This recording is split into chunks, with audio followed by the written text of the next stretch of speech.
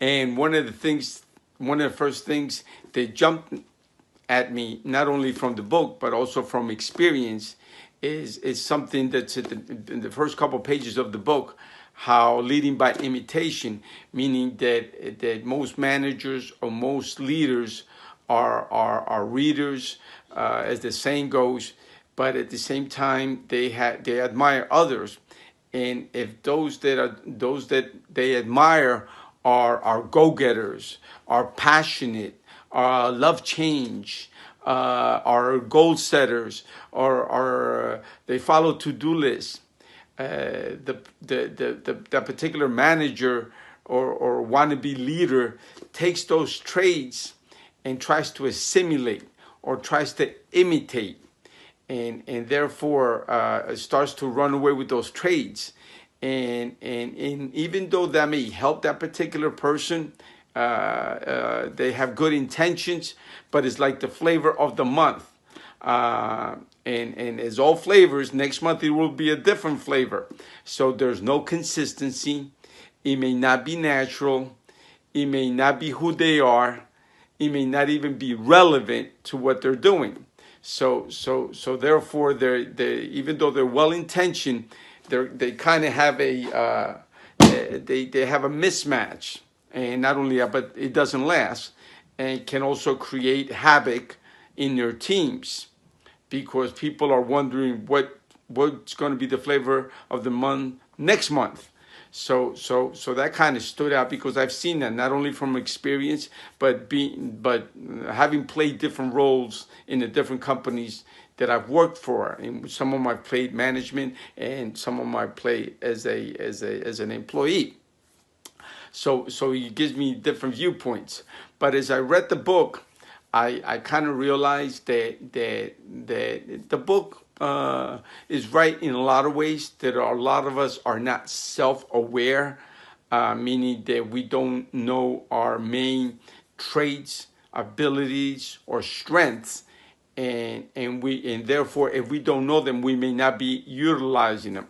So as I got into the book, I realized, and by reading the different characteristics and the different traits, I was kind of surprised at some of the traits or themes of strengths that are in the book that I never really paid attention to.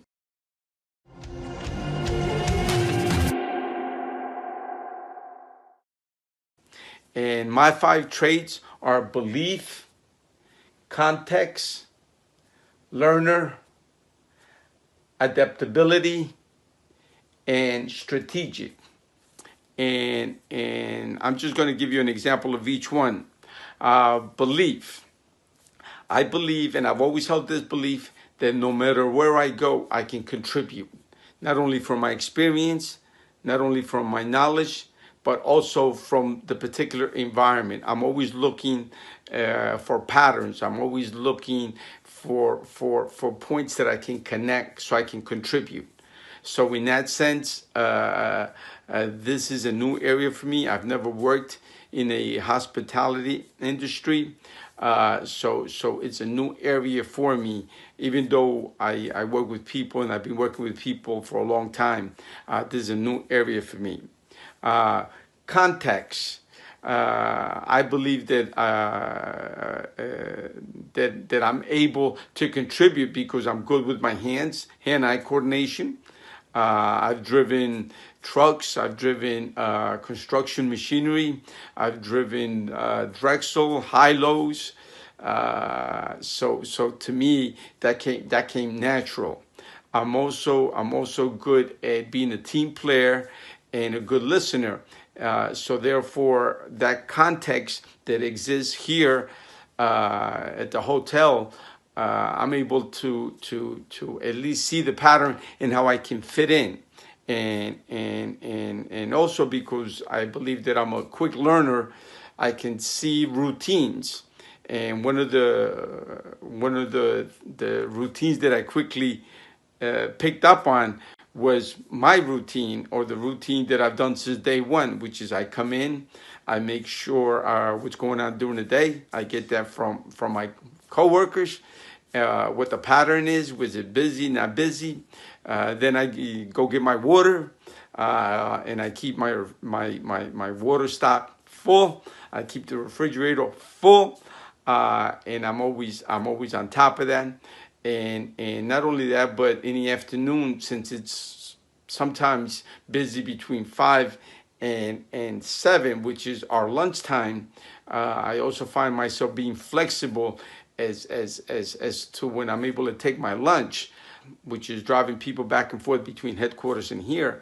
You know, sometimes someone will make comments about technology. Someone will make comments about automation. Somebody will make comments about AI, artificial intelligence, or some of the trends, or some of the employment trends, especially with this new buyout, where something like 40,000 Verizon employees were let go. A few of them were here and have been through here, and some of them made some comments about how they're going to go into this new venture, whether it's entrepreneurship, whether it's opening up a restaurant. And by listening to them, you could see the different levels of passion that people have. So by being a good listener, I'm able to see the difference between a job, what they're passionate about, what they're really enthusiastic about, and how they got an opportunity and jumped on it and are jumping on it. And all this led to the last trait, which being strategic, meaning how can I contribute more? How can I learn more? Utilizing my core strength, with is driving back and forth. I love driving back and forth. It's easy. It comes natural to me. It's effortless. The conversation is technology based, is reality based. It's happening in real time. So I enjoy that, and so that's how I'm using my strengths in contributing to and being the leader here at Verizon. And once again, my basic strengths are belief, context, being a learner, being able to adapt, and being a strategic thinker.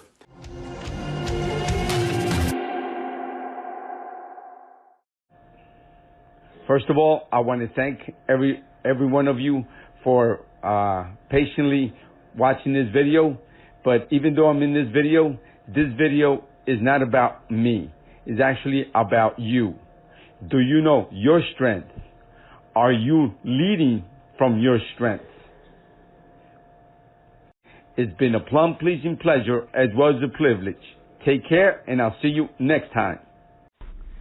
As the saying goes, you can talk the talk, but can you walk the walk? Now it's your turn.